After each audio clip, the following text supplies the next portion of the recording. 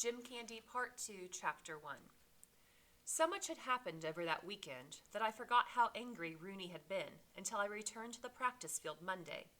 I considered telling him that I was going to stop smarting off, that I was different from my dad. But what good are words? I'd show him. That practice I pushed myself to outperform everyone, especially Drew Carney. Running drills, agility drills, strength drills, I took him on. If he made it through the tires in 20 seconds, then I was going to do it in 19. If he managed 30 push-ups, then I was doing 31. If he ran the 44 in 55 seconds, then I was clocking 54. After 2 hours, Rooney blew his whistle. "Good practice, men," he called out. He turned to me, and our eyes locked. Very good practice.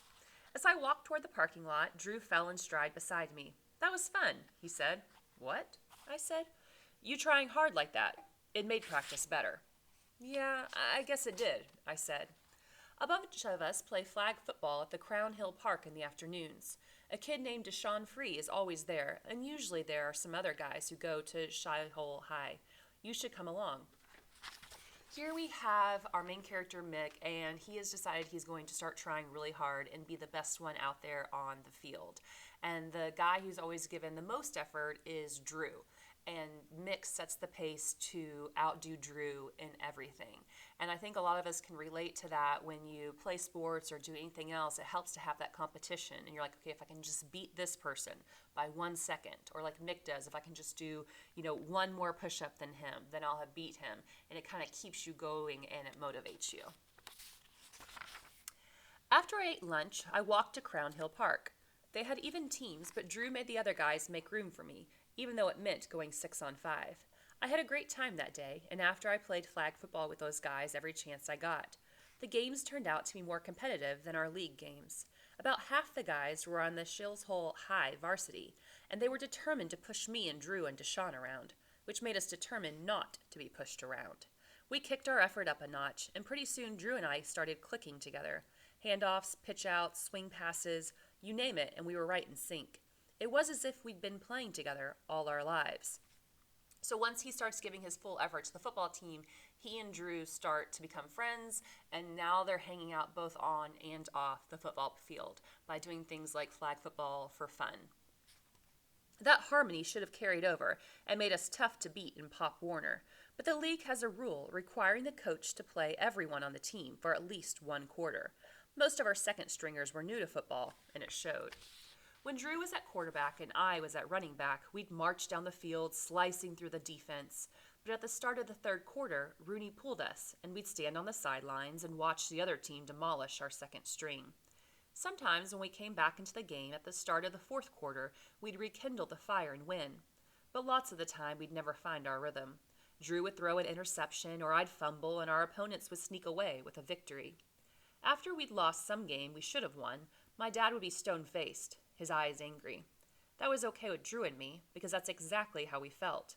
But Drew's dad would come over, a big smile on his face, and talk about how exciting the game had been.